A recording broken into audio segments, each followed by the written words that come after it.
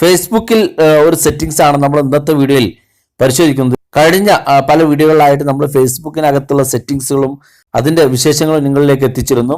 ഫേസ്ബുക്കിൽ പുതിയ പുതിയ ഫീച്ചറുകൾ എത്തുന്നത് പുതിയ പുതിയ അപ്ഡേറ്റുകളിലാണ്. ഫേസ്ബുക്കിൻ്റെ ഏറ്റവും പുതിയ അപ്ഡേറ്റ് വന്നാൽ എങ്ങനെ നമുക്ക് അറിയാൻ സാധിക്കും, ഇത്തരം കാര്യങ്ങളെല്ലാം നമുക്ക് മനസ്സിലാക്കാനും അതിന് നോട്ടിഫിക്കേഷനായിട്ട് നമ്മൾ അറിയിക്കുന്നതിന് വേണ്ടിയും ഫേസ്ബുക്കിനകത്തൊരു സെറ്റിംഗ്സ് ഉണ്ട്. നമ്മളിന്ന് വീഡിയോയിൽ ആ കാര്യങ്ങളാണ് പരിശോധിക്കുന്നത്.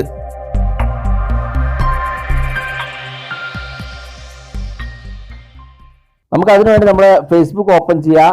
നിങ്ങൾ ആദ്യമായിട്ടാണ് ചാനൽ കാണുന്നതെങ്കിൽ സബ്സ്ക്രൈബ് ചെയ്യുക, തൊട്ട് കാണുന്ന ബെല്ലൈക്കൺ കൂടി ക്ലിക്ക് ചെയ്യുക. വാട്സപ്പ് പരമായുള്ള അപ്ഡേറ്റുകൾ നമ്മുടെ സെക്കൻഡ് ചാനലാണ് നമ്മൾ അപ്ലോഡ് ചെയ്യുന്നത്.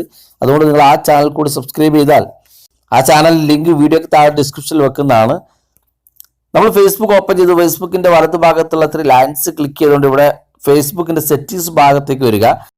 ഇവിടെ സെറ്റിംഗ്സ് ആൻഡ് പ്രൈവസി എന്നുള്ള കാണുന്ന ഭാഗം ക്ലിക്ക് ചെയ്യുക. ഇവിടെ ഏറ്റവും മുകളിൽ സെറ്റിംഗ്സ് എന്ന് കാണുന്ന ഭാഗം ക്ലിക്ക് ചെയ്ത് കൊടുക്കുക. ഇങ്ങനെ ക്ലിക്ക് ചെയ്ത് നമ്മൾ താഴോട്ട് വരുമ്പോൾ നിങ്ങൾക്ക് കാണാൻ സാധിക്കും ഏറ്റവും അവസാന ഭാഗത്ത് മീഡിയ ആൻഡ് കോൺടാക്ട്സ് എന്നുള്ള ഓപ്ഷൻ ഉണ്ട്. അത് ക്ലിക്ക് ചെയ്ത് കൊടുക്കുക. അത് ക്ലിക്ക് ചെയ്ത് ഇവിടെ ഒരുപാട് ഓപ്ഷൻസ് കാണാൻ സാധിക്കും. ഏറ്റവും അവസാന ഭാഗത്തേക്ക് വരുമ്പോൾ ആപ്പ് അപ്ഡേറ്റ്സ് എന്നുള്ള ഒരു ഓപ്ഷൻ കാണാൻ സാധിക്കും. അത് ക്ലിക്ക് ചെയ്ത് കൊടുക്കുക. ഇത് ഡിസേബിൾ ആണെങ്കിൽ ഇതുപോലെ ആയിരിക്കും നിങ്ങൾക്ക് കാണാൻ സാധിക്കുക.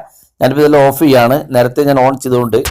ഇനി നമുക്ക് ഏറ്റവും അവസാന ഭാഗത്തേക്ക് വരാം. ഇവിടെ നമുക്ക് ഫേസ്ബുക്ക് അപ്ഡേറ്റ് അവൈലബിൾ. അത് നമുക്ക് ഫേസ്ബുക്കിന്റെ ഏറ്റവും പുതിയ അപ്ഡേറ്റ് പ്ലേ സ്റ്റോറിൽ വന്നിട്ടുണ്ടെങ്കിൽ നമുക്കത് ഫേസ്ബുക്ക് തന്നെ നോട്ടിഫിക്കേഷനോട് അറിയിക്കുന്നതിന് വേണ്ടിയുള്ള ഫീച്ചറാണ്. നമ്മളത് എനേബിൾ ചെയ്ത് കൊടുക്കുക.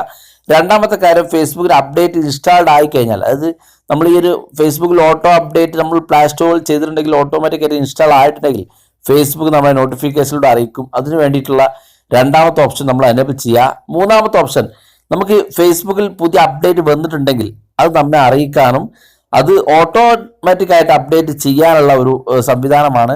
അതായത് പ്ലേ സ്റ്റോറിൽ ഫേസ്ബുക്കിന് ഏറ്റവും പുതിയ അപ്ഡേറ്റ് വരുമ്പോൾ തന്നെ ഫേസ്ബുക്ക് തന്നെ അത് നിങ്ങളിൽ അപ്ഡേറ്റ് ചെയ്ത് തരും. അതിനു വേണ്ടിയുള്ള ഓപ്ഷനാണ്. നിങ്ങൾ അതും കൂടി എനേബിൾ ചെയ്യുക. ഇത്രയും ചെയ്ത് കഴിഞ്ഞാൽ നമ്മുടെ ഫേസ്ബുക്കിന്റെ ഏറ്റവും പുതിയ വേർഷൻ നിങ്ങൾക്ക് ഉപയോഗിക്കാൻ സാധിക്കുകയും നിങ്ങളുടെ ഫേസ്ബുക്കിനകത്ത് വരുന്ന ഏറ്റവും പുതിയ ഫീച്ചറുകൾ നിങ്ങളിലേക്ക് എത്തുകയും ചെയ്യും. കാരണം പല സുഹൃത്തുക്കളും ഫേസ്ബുക്കിന്റെ ഡാർക്ക് തീം, ഇപ്പോൾ നിങ്ങൾ കാണുന്ന ഈ ഡാർക്ക് തീം എത്തിയതായിട്ട് പല സുഹൃത്തുക്കൾക്കും അറിയില്ലായിരുന്നു. പലരും വീഡിയോ ചെയ്തതിന് ശേഷമാണ് അവർ പ്ലേ സ്റ്റോറിൽ പോയി അപ്ഡേറ്റ് ചെയ്തത്. അപ്പോൾ ഇത്തരത്തിൽ നിങ്ങൾ സെറ്റ് ചെയ്ത് കഴിഞ്ഞാൽ ഫേസ്ബുക്കിൽ വരുന്ന ഓരോ അപ്ഡേറ്റുകളും അപ്പോൾ നിങ്ങളിലേക്ക് ഫേസ്ബുക്ക് തന്നെ എത്തിക്കുന്നതായിരിക്കും. അപ്പോൾ ഈ ഒരു വീഡിയോ എല്ലാവർക്കും ഇഷ്ടപ്പെട്ടെന്ന് കരുതുന്നു. ഇഷ്ടപ്പെട്ടെങ്കിൽ നിങ്ങളുടെ സുഹൃത്തുക്കൾക്ക് മറക്കാതെ ഷെയർ ചെയ്യുകയും ഈ വീഡിയോക്ക് താഴെ കാണുന്ന ലൈക്ക് ബട്ടൺ ക്ലിക്ക് ചെയ്തുകൊണ്ട് നിങ്ങൾ പ്രോത്സാഹിപ്പിക്കുകയും ചെയ്യുക. നിങ്ങൾക്ക് വീഡിയോയുടെ അഭിപ്രായങ്ങൾ കമൻറ്റിൽ അറിയിക്കാം. ഇതുപോലുള്ള വ്യത്യസ്തമായ അറിവുകളുമായി നമുക്ക് അടുത്ത വീഡിയോയിൽ കാണാം.